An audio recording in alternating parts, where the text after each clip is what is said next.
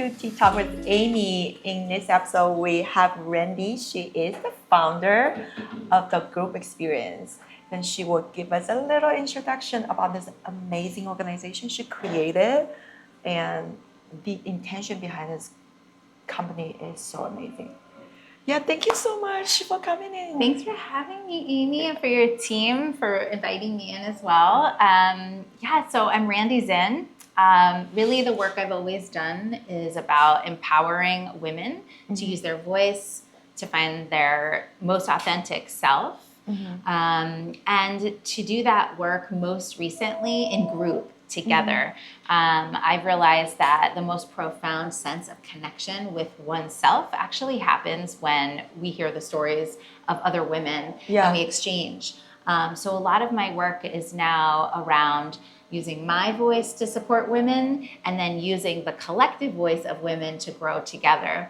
I've done that in lots of different forms, but in the end, that's my mission. So when group of women getting together, you feel like when they share a story and then it create more energy or it helps a lot. It really does. I call it the magic of group. So if you can imagine that we're each individuals, right? Yeah. We have our own life experiences, we have our own stories. Most of us think that we are, I'm going to use a bunch of adjectives, weird, alone, damaged, sad, depressed. These are all very negative words that I hear all the time. But what happens when women come in together in group, I facilitate certain kinds of conversations, and very quickly women hear themselves in the stories of others. And we realize that we're not any of these things. We're not different, weird, damaged. We're actually all just women going through a journey. And the magic in the middle is where we feel that connection and we feel that empowerment when we see ourselves reflected in the stories of others. Yeah, that's beautiful. And then I'm sure you've done a lot of like group settings, like empowering women. Like, did you see any like recurring thing or like share? Yes. Or some topics like keep happening or people keep talking about all the similar time. Things. Yeah, all the time. I mean, if you think about, you and I would probably sit down and have a conversation about the things that are bothering us. Yeah. And maybe on paper, like maybe I don't own a nail studio, you don't run women's groups, but I guarantee you if we started talking, our issues and concerns are the same. Yeah. You know, so most women struggle with feeling confident to be their true self. You know, we fit into molds or caricatures of who we're supposed to be, and that plagues us over time, especially moms, by the way. Moms really really plagued by this one. Yeah. I also work with a lot of women in midlife, let's call it age 40 to 60. And women at age 40 to 60 are kind of in this in-between zone. Yeah. And there's a lot of repeated patterns of women wanting to live differently than they lived in the past, and not say yes to everything or please everyone, but to actually start listening to themselves. Women are always struggling with finding their authenticity, or this, idea of no longer fitting into these molds. So I hear these things over and over again. Yeah. So what would you suggest if someone come to you like, about I have difficulty to open up myself, I'm worried about like people judging me, like what would you suggest? Yeah, well, group is a gentle space. First of all, I always create a sense of safety and belonging. That's part of the skill of a facilitator. But I don't expect everybody to be ready to open up and share everything. So people can take their time, and people can and people are invited to share a little, a medium, or a lot. And people can also listen and pass and come back. There's no strict rules. I've had women start groups that were very, very shy and nervous at first, and then over time just open up more and more and find their comfort. So it takes time, but it's a beautiful evolution when women start to find that comfort. But there's really no pressure. There's no pressure ever. Yeah. Do you find that like group settings will encourage and inspire others to open up a bit more, just because people seeing others doing that? 100%. Yeah. In fact, I hear a lot of comments back to me that after women start engaging in women's groups, which are not just about your words being received, it's also about learning how to actively listen. I want to be like very clear about what active listening is. Most of the time, and whoever is watching, you can kind of ask yourself this question. When someone else is speaking, most of the time you're thinking about what you're going to say next. Yeah. Like what's your value add for the next moment. So we're not really listening. Yeah. What's really wonderful about group is that there's no one's commenting on anyone else. It's very strict. We're really just listening. And so I call it the greatest gift you can give someone, to really listen for the sake of hearing what someone has to say. So you don't have to make comments. No, you actually are not allowed to. Oh, okay. Because if you make comments, you could come off as judgmental or like you're trying to fix someone. It's really about listening. Yeah. And so what I hear from other women is that this skill of active listening goes way beyond group. It moves into their jobs, how they listen to their colleagues, how they slow down and have open ears. Yeah. It really affects how you parent, because parents tend to just tell kids what to do and we don't listen to what they have to say. So it's a skill that moves into all areas of life. Mm-hmm.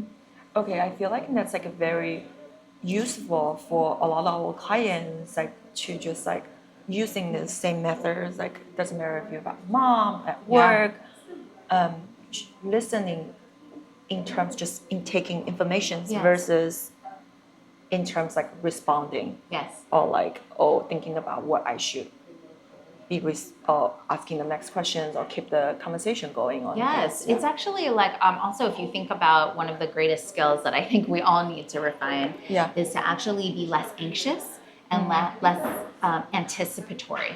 So if we're not constantly on the edge and like thinking of the next thing, we can actually like breathe. And I know we're all about mindfulness here. Like we can be mindful of just what is someone else experiencing in this moment?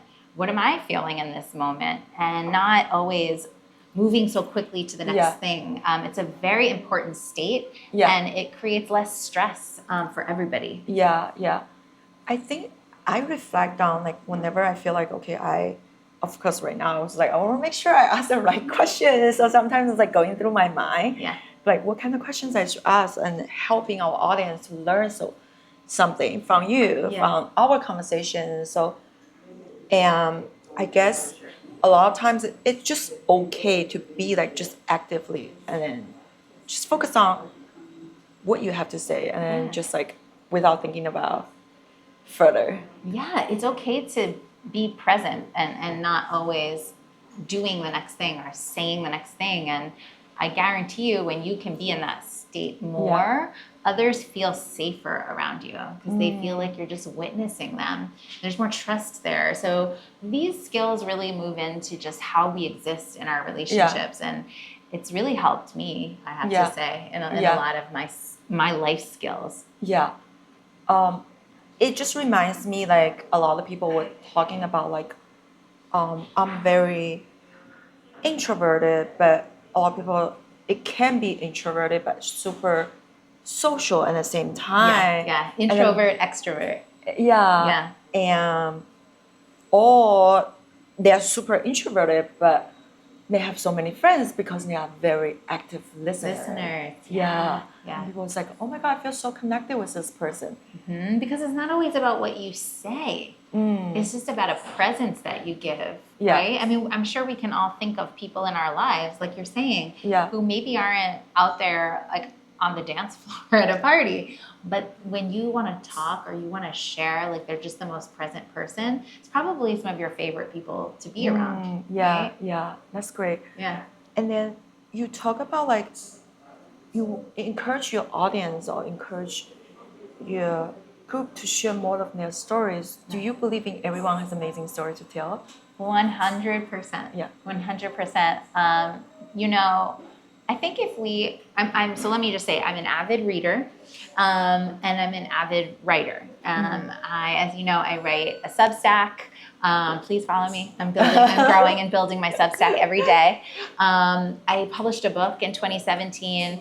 I write all the time. And it's because I not only value the stories of others, but I also value my own story. And I want to share what I'm learning on a daily basis. I think it's really important because we're all on this journey together. You know, we're not different. We're not separate. So your experience this morning might give me insight into something I'm figuring out.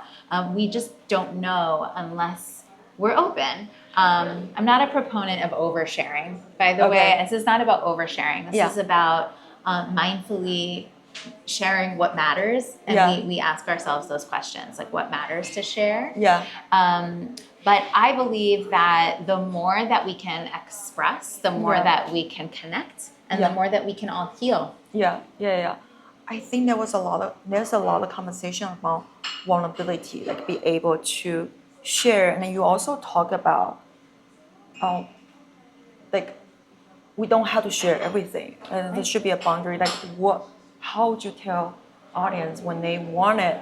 They feel this urge of like, I just want to put my story out there. Yeah, I mean, that's a very personal reality. I mean, we see some people sharing everything, and it can feel very comfortable to that person. Like some people have businesses built on being very open about so many different parts of their lives, and no judgment. It's a personal thing. For me personally, I find a little bit of a balance. I'm a Libra, so I'm always going to seek a little bit of a balance. It's just my way. I do share about my kids, but to a point. I don't overshare about them, as an example. I'm going through a lot of personal life changes right now.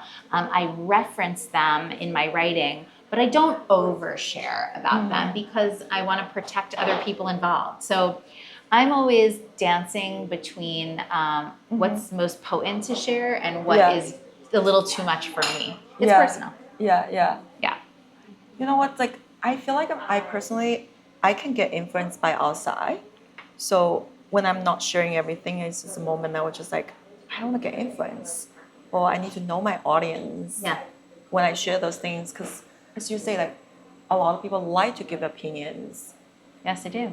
No matter what. Yeah. So I was just like, when I take everyone's suggestions, I was just like, okay, this might not be the right time to share with everyone. Yeah. Right. I mean, you have to also know your own boundaries. You know, like how much do you want to intake? How much, as you said, influence do you want? It's such a personal question. Yeah. And then besides vulnerability, I guess another thing I feel like you're very intuitive. I'd like to think so. Yeah. How do you connect with your intuitions? Well, I wish that this could be a pretty story to tell, but it might be a little bit of like an uncomfortable story, but it has a purpose, which is that for a very long time I have not listened to your own voice. I do it well professionally. We all have categories of our life where our natural skills come with more ease. And then other areas of our life where it might be a bit more difficult. So in career-wise, it will become easier for me.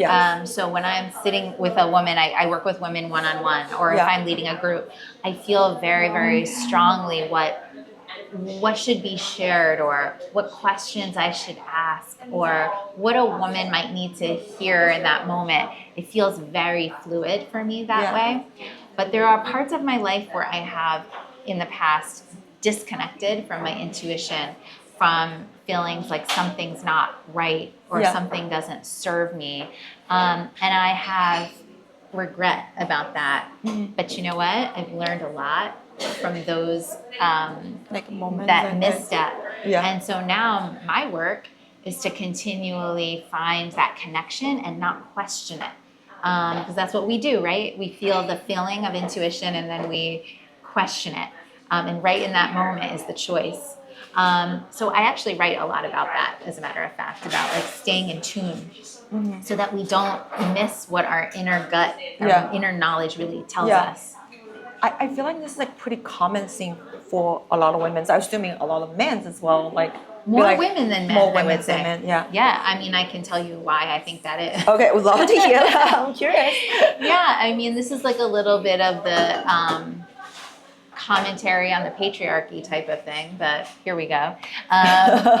Yeah, I mean, the thing is that we even though we've come a long way, you know, like we are still living in a society that prioritizes a masculine perspective, a patriarchy, we would call it.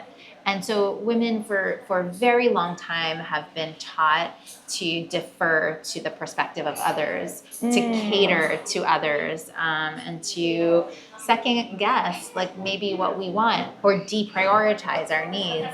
What that does over a very long time is it teaches us that what we feel isn't necessarily what we feel, or what we want isn't necessarily valuable. We question ourselves. And that frankly makes us weaker. It makes us more vulnerable, which is what power wants when you think about it. So this has become a bit of a societal conditioning. So I hear these things in my groups all the time. Women just saying, I just wish I could own it. I just wish I could say what I mean. I just wish I could do what I want. And really, like at the end of the day, we empower each other to embrace what we mean, embrace what we want, and live from that place. But the reason it feels so hard is because we're living in a culture that doesn't necessarily support that moment to moment. So I think, to me, I think the main thing is to create a space and conversations to understand that that challenge you feel is real. And then we build like if I were to have a weight here, like a dumbbell, and I'm like building my muscle, you know, I get stronger.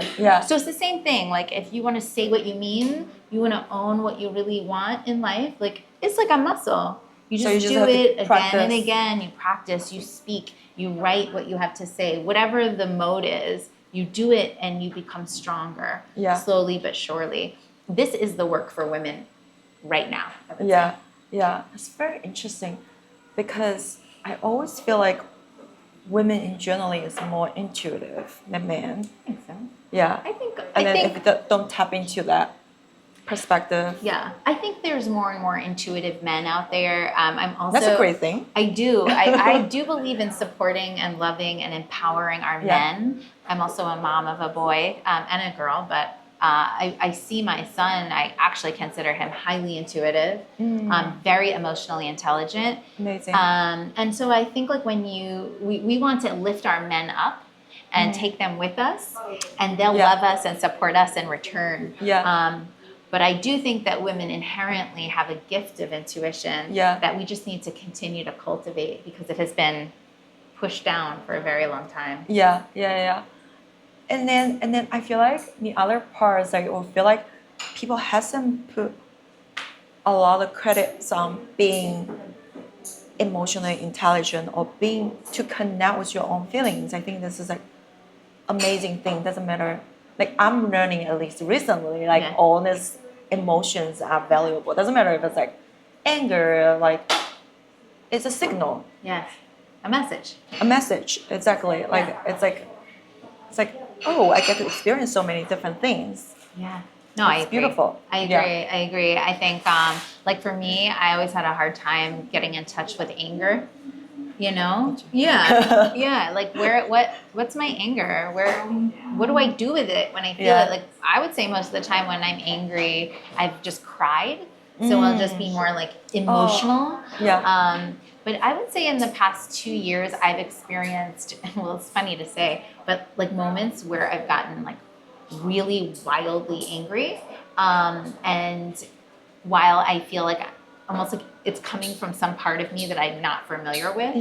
After the moment, whatever that looks like, I won't describe it.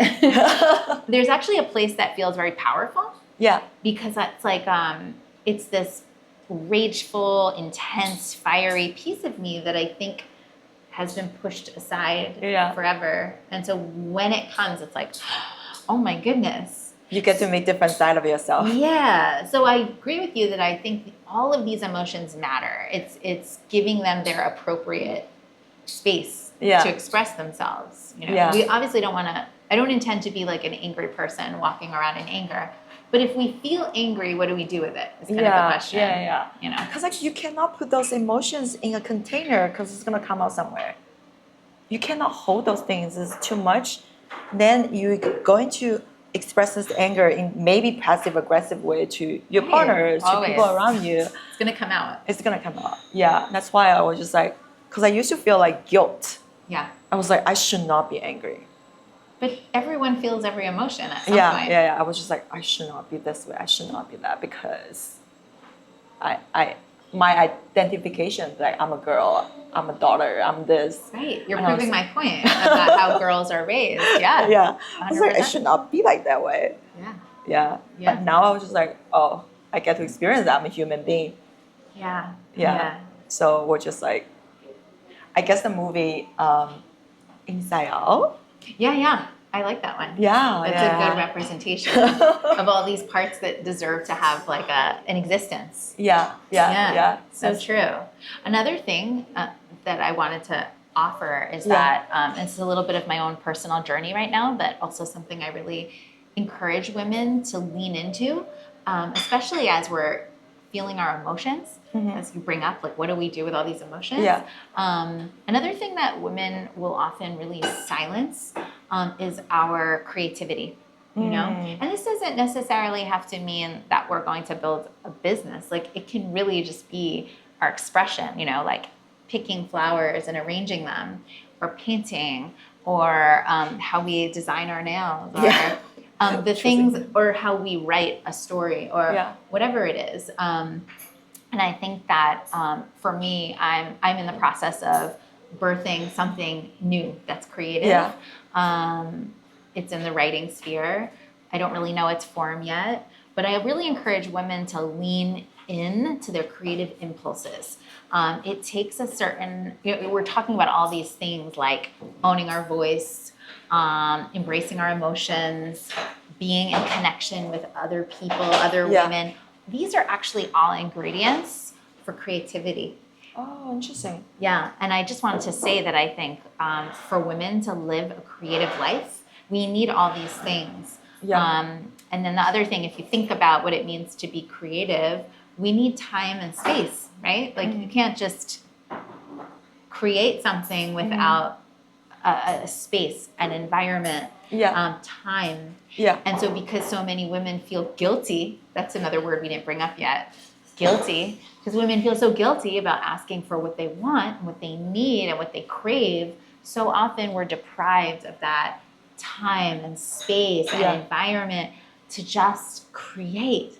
And it's really like one of the most cathartic, beautiful gifts that we can give ourselves, or give to someone else if they're asking for it. Oh, amazing. Why is creativity so important? What if some women or men come to you and be like, I'm not a creative person, like I can't create?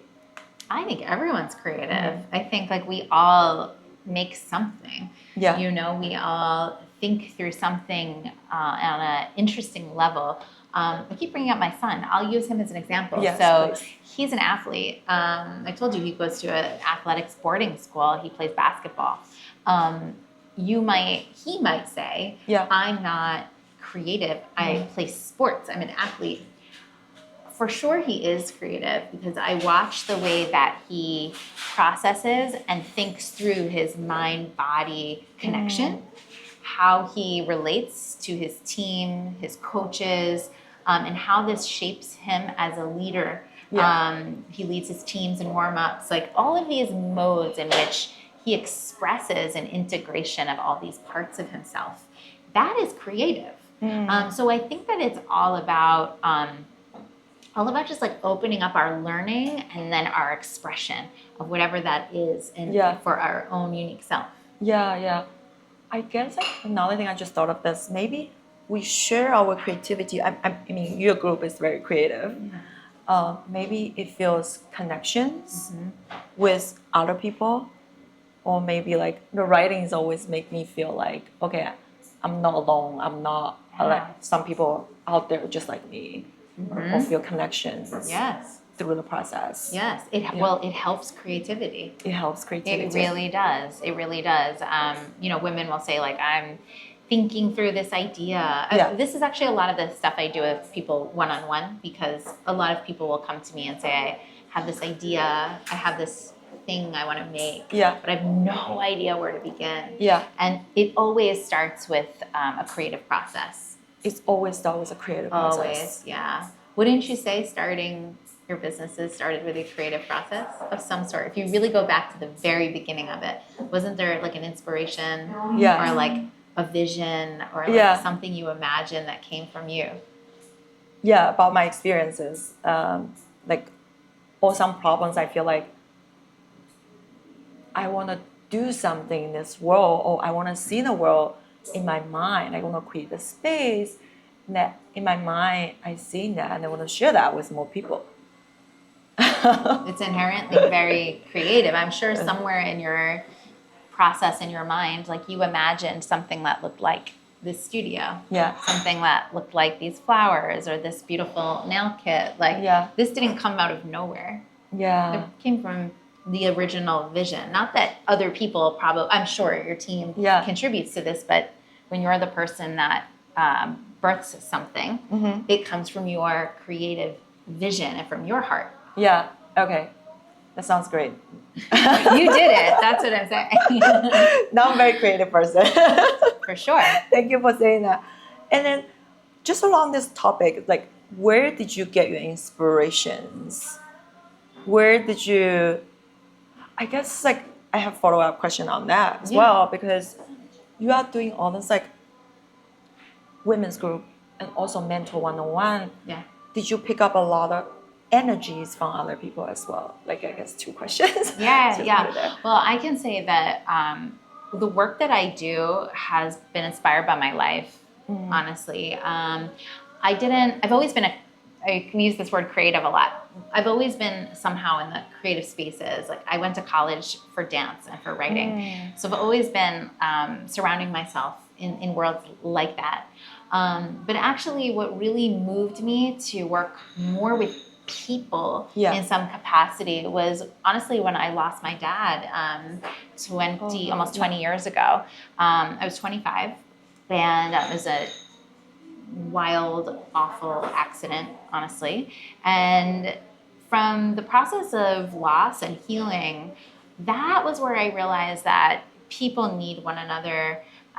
There was healing to be had for so many people for so many reasons. I had been a very serious yoga practitioner at that time, and then I became a yoga instructor. It was like the winding journey of my career.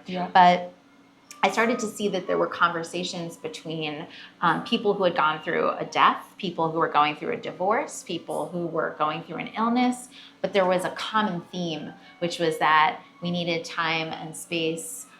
We needed healing tools. We needed connection. And somewhere in this, like, I just felt called to be part of that for people. It gave purpose to what I went through. And so I can honestly say that that was the turning point for me in starting to listen to the fact that I could still be a creative. I could write, I could dance, I will always dance. And that I could practice yoga, I could teach yoga, I could lead groups, I could write. Whatever the output was, I wanted to give people permission to be on their own journey of healing and to find their sense of self. And as long as I was doing that, then everything I went through had a purpose. So I've honestly been inspired by the things I've gone through to continue. That's really beautiful because you turn something that must be very painful and turn it to something really helpful to a lot of people, and then you channel the energy. I'd like to think so. And I think a lot of people who create from places of pain, and then they turn it to beauty. I mean, a lot of our favorite musicians, when they have that passion in their voice, it comes from loss. It comes from pain. I mean, it's I think in many respects, the human condition. That's very interesting because a lot of like breakup songs. Who can't relate to the good breakup songs? We feel it, right? I'm crying when I listen to breakup songs. Yes, for sure. Like, it's very interesting. It is. It is interesting. And I know, like, from my days in the wellness world and the yoga world, many yoga teachers, as an example, became teachers because they went through something and yoga helped them get back to themselves. And then they want to share that thing. That was my story for sure. For sure. So we're again, like, we're not really that different. We're all very similar. Human beings have certain paths to self-expression and to healing. And the more that you listen to other people's stories, the more that you see that we're more alike in these ways. Similar. Yeah. Okay. I guess I originally have next questions because, like, the reason I ask these questions, I feel I am very empathetic. Like, I pick up energies. So how do you practice like a mind-body self-care experiences to stay grounded, to stay in tune with your intuition while you are talking to so many people? You have so many inputs basically from other people. Yeah. So it's a great question. It feels like a blessing and a curse to be an empath, you know? I feel that personally. I have spent a lot of my life being very affected by the input of other people, both in my real life, like my family and such, as well as people who I work with. For me, it's about daily tools and practices. I can't say that enough. Daily tools and practices, because you build yourself a foundation, right? If you have, I use a lot of metaphors. If you build a house, you have a nice solid foundation. So if a storm comes through, your house stays stable because it has a good foundation. And even if a few shutters or a few things fly off, the solid foundation of the house keeps it intact. We're no different. And so I really just have to say, like, we can write a million books about how to stay sane and how to stay boundaried. But the reality is that the old time advice is the standing advice, you know? Find tools and practices that keep you steady, stable, and calm every single day. So I can tell. So it's a daily practice. 100%. And you know, obviously life happens. We get sick, we travel, we can be fluid, but 9 times out of 10, it's the people that have practices that keep us well, that stay well. And wellness to me is about, you know, being an empath, but not being swayed and overly affected by the energy. That's part of it. So I can speak about myself and say, like, here's the things that work for me. I have a daily meditation practice in the morning. For how long? Okay, so this is the thing. Everybody is like, I have to meditate. No, meditate in a way that is successful for you. I meditate for 10 minutes. Perfect. 10 minutes. Wait, do I do it by myself? No, I use the Calm app. I need something to direct me because my thoughts will go everywhere, just like everyone else's. So use tools, like get help. There's no shame in that game. Use it, you know? I am a mover. I work out and move every day. It doesn't mean that I have to have the hardest workout in the world, but I have to walk or stretch or move every day because I keep my body moving to find the blood moving in my body, the breath moving in my body, keeps you alert and awake. Drink water. Drink water. Let's take a sip. Drink water. You know, we eat well. I don't believe in being overly strict, but I believe in, like, 9 times out of 10 choosing well. And then, like, the big one for me is to have fun.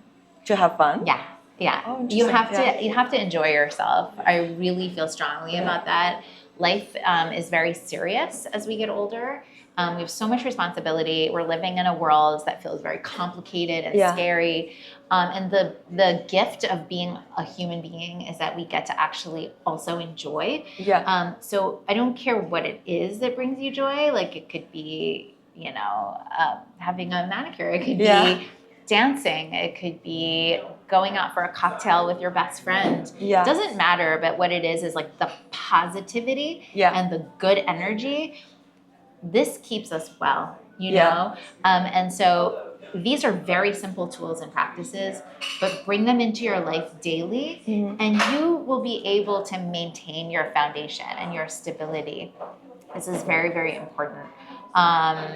So it's a very practical piece of advice, I have to be honest. I love that because you're listing all the points. Yeah.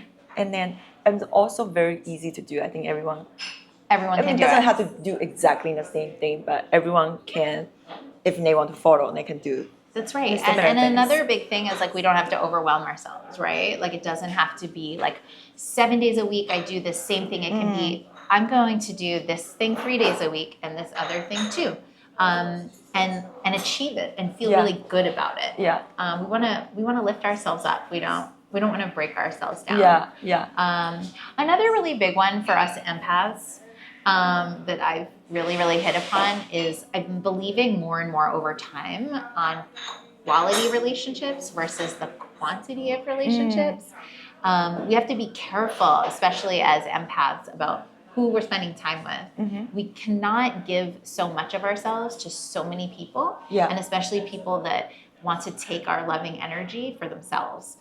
We have to have balanced relationships that flow back and forth, or else we just get, drained. So for me, I can say this has definitely been the case. Okay, that's really great advice. I'm sure we can all probably relate to that one. The friends that like you after you hang out with them, you feel exhausted. Yes. No.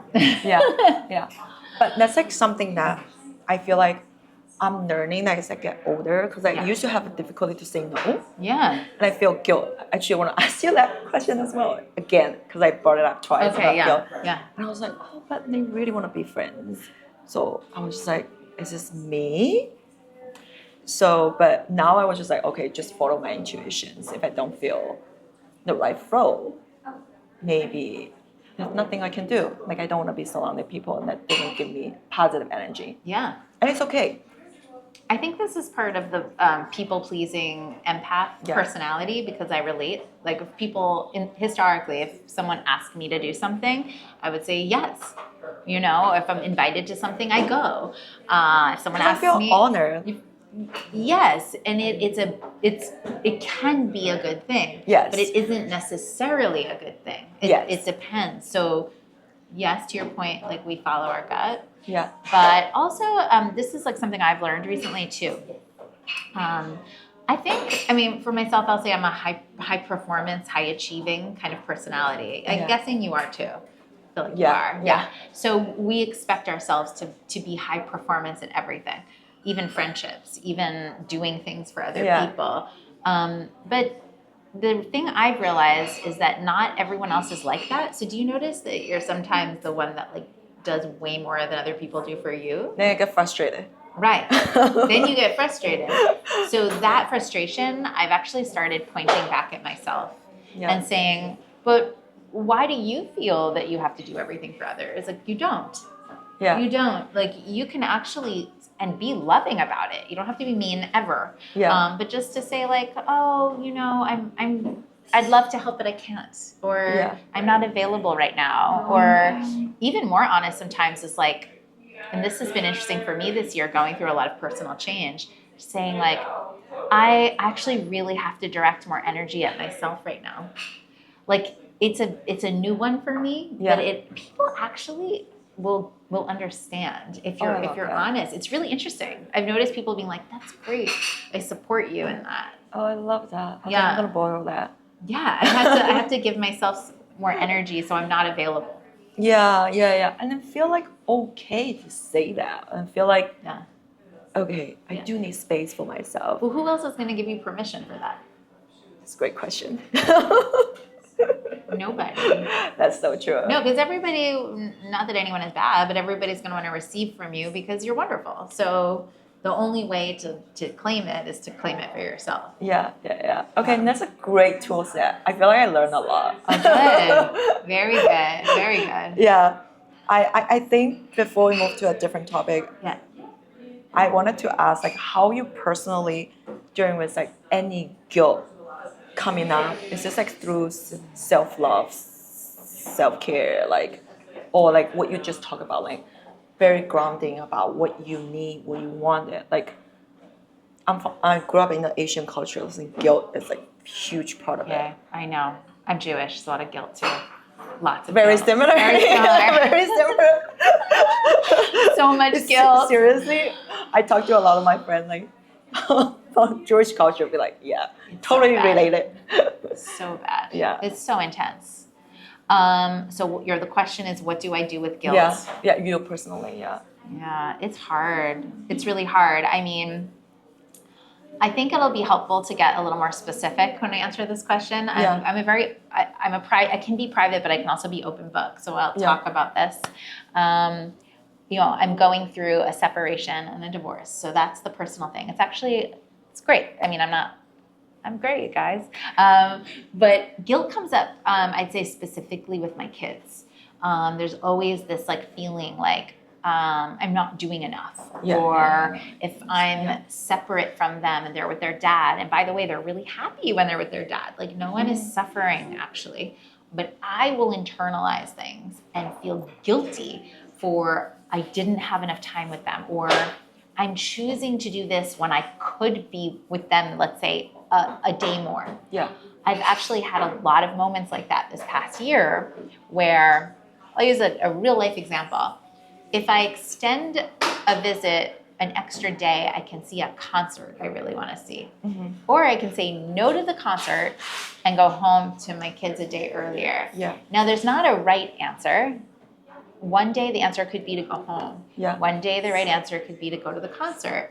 But what isn't necessary, but I have gone through, is guilt. Mm-hmm. Guilt is like the layer where it feels more like I'm suffering. Yeah. And so I've learned through this year to really, really do my best to sort of see the guilt part as not necessary. Sort of like if something is coming in the future, does worry help us actually? No. Not necessary. No, worry is not really necessary. It's really more like how are you working with what's in front of you or planning. But the worry is just this extra layer. So I see guilt as similar. Yeah. So I've really just tried to talk to myself and those close to me who support me, talk to me about it. I don't have to be guilty. Like I'm a good mom. Mm-hmm. I love my kids. I give my kids so much. But I'm also an individual who deserves to choose joy or to go see a concert I want to see or enjoy an extra day and be inspired by something. I deserve that also. Yeah. And so I'm trying to see it more of like, here's this, here's that, here's the decision. Yeah. And like, let's just kind of like remove all that extra static. Mm-hmm. It doesn't serve me. It just causes me suffering. Yeah. So a lot of this is what I would call awareness. Awareness. Yeah. Awareness. Because if we're not aware, we just get swept up by the emotion. Mm-hmm. Yeah. Well, we don't have to if we can see it as it is. Yeah. Yeah. I guess like you're seeing this guilt in a very gentle way. Like just like I see you, but it's not necessary you have to stay with me the whole time. Right. Yeah. Well, this is what I'm working on. I would not lie to our audience today and be like, I've mastered this.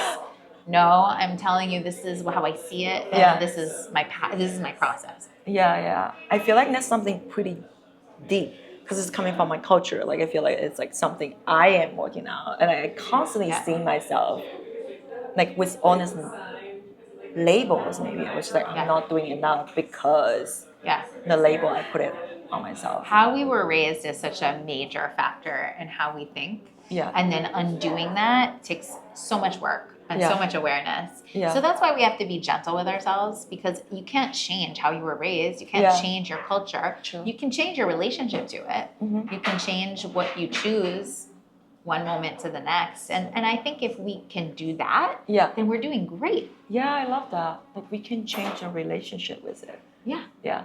Yeah. Okay. Feel like in charge. Feel like empowered. Yeah.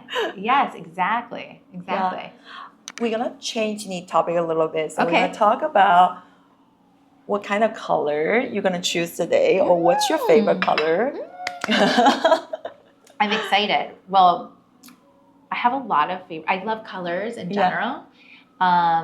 But I've been actually embracing a more natural look this summer. Oh, okay. Yeah. How does it make you feel? Like a natural look? It like makes me feel like, see, actually, we both have, well, I haven't had my manicure yet. We're going to get it done. We're going to get there. I've been embracing a more natural look. In the wintertime, I tend to do like dark colors, like reds and even like a sparkly black. Like I like those kind of more dramatic looks. But in the summer when it's like beachy and I'm up in the Hudson Valley in the country, I always want to look, like clean. I want to look clean and I want to look like sophisticated. Yeah. But I'm enjoying like feeling like I'm one with nature as opposed to like stepping into like a color. Yeah.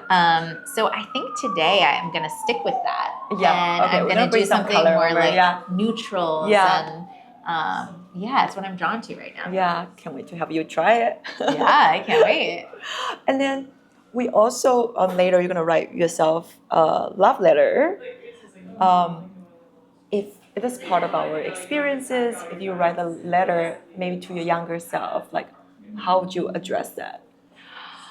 You know what's so funny, Amy? Like, so for I don't think it was before I started my Substack, but maybe it was for my newsletter or for social media or something. For Valentine's Day this year, I wrote myself a love letter. Oh my God. Yeah. Oh, Valentine's Day. That's amazing. I did. And it was one of the most lovely things that I wrote. So I feel like I might just like say how it started if I remember what I wrote. Yeah. But I wrote something like, you've been through some things, but it's okay.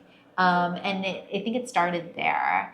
And I think that's a message that continues. Yeah. Like we can love ourselves and know that we are okay. Yeah. Even if things are hard. Yeah. Even if hard things have happened, we are still well, mm-hmm. We're still whole. And if anything, when we go through these hard things, it's like we transform and we become something even more beautiful. Yeah. We metamorphosize.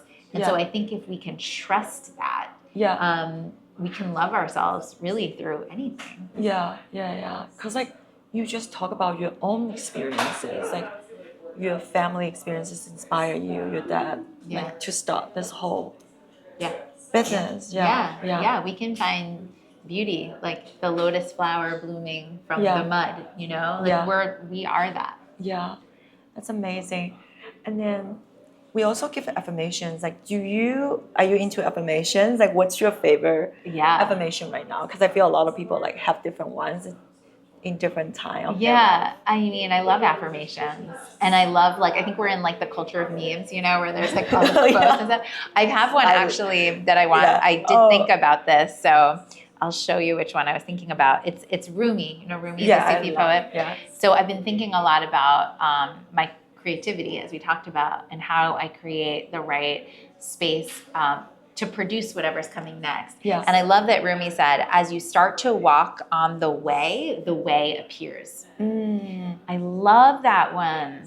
As you start to walk the way appears. Yeah. So often we wait for the way, but we actually create the way forward by just walking our path. Yeah. That feels really comforting to me right now, especially with a lot of things I want to make, but also like a lot of new versions of my life unfolding.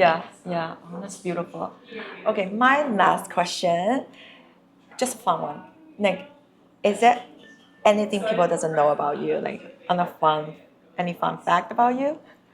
I love hip hop dance. Oh my God. Yeah, that's my thing. So I take dance classes every week. And I danced like in my past, but hip hop dance is like a little bit of like a new thing. Yeah. I love the music. I love the moves. I love being around other people that want to dance. Yeah. So you can see I just get like smiley when I talk about it. And my daughter is actually a competitive hip hop dancer. She's really good. She's like way better than I ever was, and she knows it. But like I decided that I want to start working with like a dance coach, like on some choreography for no reason other than to just like create with her and the joy of it. So yeah, if you, I do sometimes post some of my hip hop dance online. So if you head over there, you'll see it. I love that. I think you just inspire me because I love dance too. Do you? What kind of dance would you want to do? I used to like Chinese traditional dance, but I love all. I feel like when I'm dancing, I feel like myself. Well, it's a direction to go then. Yeah. Like myself. I love it. Yeah. I love Oh my God! Thank you so much for joining me today. today. That was like such a great talk. I really appreciate it, and I learned so much. I hope everyone learning as much as I do. Oh, thanks Randy, for having me. thank you Amy. so much. I'm inspired by you and everything you've made here from your creative spirit. From my creative spirit. Thank you so much, everyone, for watching. I guess cheers. Cheers. Stay hydrated. Stay hydrated.